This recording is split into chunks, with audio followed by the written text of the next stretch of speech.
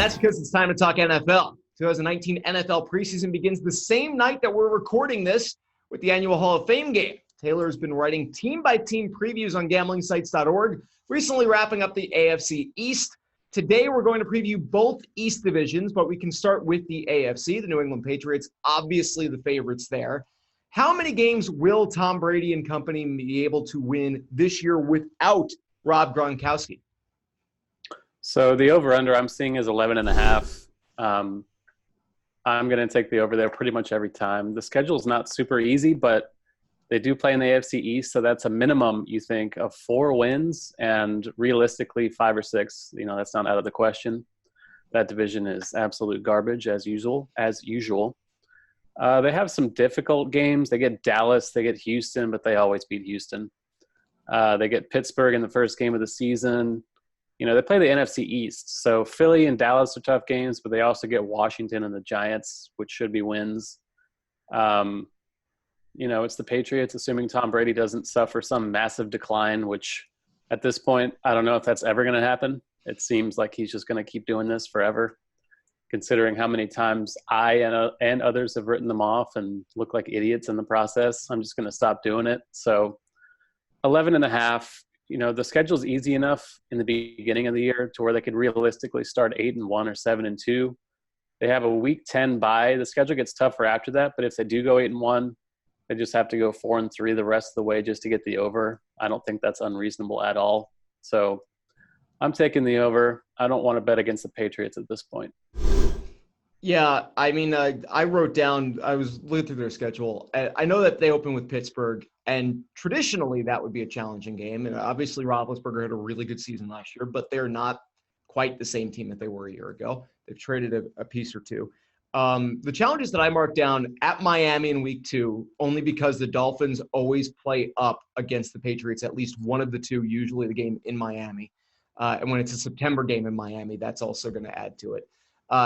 There's at Philly in week 11, home against Dallas in week 12. They host the Kansas City Chiefs in week 14. And I'm not going to count hosting the Browns in week 8. I know that some people might want to be, the Browns. They're not going to challenge the Patriots. Watch them. Actually, that'll be like their first win. The Browns will start 0-7, and then they'll beat the Patriots and end 9-7 or something. But, yeah, I'm taking the over for wins for New England. Tom Brady is – you know, I grew up a Dolphins fan, so it's really hard for me. For a number of years, I've been able to make the case that Dan Marino is still the greatest quarterback of all time in the NFL because he was that much better than everybody else that he ever played with, quarterback-wise. Within his era, there was nobody close to him. Tom Brady's the greatest quarterback of all time. There's no question about it at this point. With all of the Super Bowl rings, all of the appearances, the consistency, the fact that he's doing it at this age, which – I mean, what other quarterback has been able to pull it off even close to this age? Brett Favre fell off. Marino didn't have his best, although he had a garbage team around him in the late 90s. But Peyton Manning, but, I mean, he wasn't quite at the level that Brady's been at. I mean, it really pains me to say it. After watching Brady just destroy my Dolphins for 18 years or, you know, we'll always have last year's game, though, in Miami. Watching Gronkowski faceplant at the goal line was the Miami Miracle. Anyway, I'm just going to remember that instead of watching them destroy the Dolphins in week 2. But let's go to the NFC East, where the Philadelphia Eagles are the betting favorites. Dallas Cowboys feel like the only true threat to Philly this season, in that division anyway. Do you see this as a 2-team race as well, or are you picking a surprise when it comes to the G-Men or the Redskins? Absolutely not. This is definitely a 2-team race. Football has parity, so there's always some team that's going to rise up, but I just can't see it being New York or Washington. Both potentially have rookie quarterbacks. I don't imagine Eli's going to last the whole season. But, you know, I guess he has to this point, so we can't fully write that off. But it's Philadelphia or Dallas. Dallas, I imagine, will get Zeke back before the season starts. I can't imagine that holdout lasting into the season. He's too important to them. The schedules are pretty tough. They play the NFC North this year, which is brutal, except for Detroit, theoretically. Both teams have tough one-off games. The Cowboys play at New Orleans, and they get the Rams later in the season. Philadelphia takes on Atlanta on the road in week 2. So It's not the easiest schedule for either team, but some team has to win this division. I like Philly there a little bit. Carson Wentz should be fully healthy again.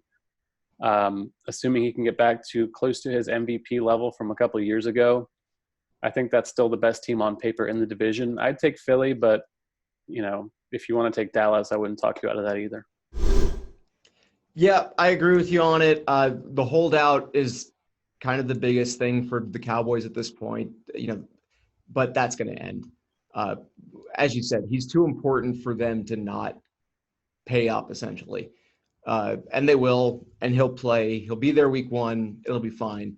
Dak Prescott, obviously an interesting bit of I don't want to call him a wild card, but a little bit. Carson Wentz, now the guy in Philly with Foles signing with the Jaguars. So, I'd pick the Eagles in this situation as long as they can stay healthy, especially at the quarterback position. Dallas is not a bad pick, but I kind of feel like they're always their odds are never truly reflective. Although the Eagles kind of suffer that same thing because the fan base is so ravenously in support of them and kind of seeing them as a little bit better than they actually are. But yeah, I think that both of these teams probably make the playoffs. One of them will end up with a division win. The schedules are interesting, though, when it comes to both of these teams with the other divisions and the one-offs and that kind of thing. So it'll be interesting to see where they can finish record-wise, the one that doesn't win the division. That'll be I think the most interesting thing of that race. Obviously, one of them will win the division. There's no way the Giants can do it. I don't see Washington doing it. So it's those two. And the other one, as long as they aren't faltering too much against their non-divisional schedule, should be a playoff team as well. So the Patriots, obvious Super Bowl contenders. I don't think we really need to get into depth as to why New England should be considered a favorite in the AFC. But are the Eagles or Cowboys or both legitimate contenders in the NFC to represent that conference in the Super Bowl? I don't think we can ever really write out Philly at this point. They won it 2 years ago. They made it last year despite Wentz being in and out, basically. They lost their insurance policy with Nick Foles going to Jacksonville, but if Wentz is healthy, I don't see why they can't contend. I'm less into Dallas. I just don't think Dak Prescott is necessarily a Super Bowl caliber quarterback. He's good. He's certainly a great value for a 3rd or 4th round pick, whatever he was, but that team is really reliant on Zeke, and if he gets hurt, which is very possible, then they don't have much depth there at all. I don't necessarily trust them to get there on the arm of Dak Prescott with a middling receiving core. So I just don't see it. The NFC is pretty tough on paper. Philadelphia, I would take way before I would take Dallas. But yeah, New England's obviously a team not worth really talking about. Yeah, I don't know if I would truly bet on the Eagles to make the Super Bowl from the NFC. It's too deep in the Eagles, I think, with Dallas I'm not picking.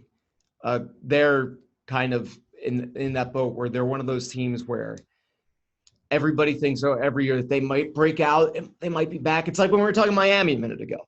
Everybody wants to think that the Canes are back. Everyone wants to think the Cowboys are back. They are yet to be back. They're never back. They're never back. It's been over 20 years. Right? They haven't been a Super Bowl since Super Bowl 30. No, 1996 or whatever. Yeah. They played Pittsburgh, I think. Aikman and Emmitt Smith and Michael Irvin. Guys that have been gone for well over a decade. Right. Oh, way beyond that. Yeah. Because we're talking about we're nearing the 25th anniversary of the last Cowboys Super Bowl. I don't think that they are back yet. They haven't really shown an ability to be one of the best teams in the NFC.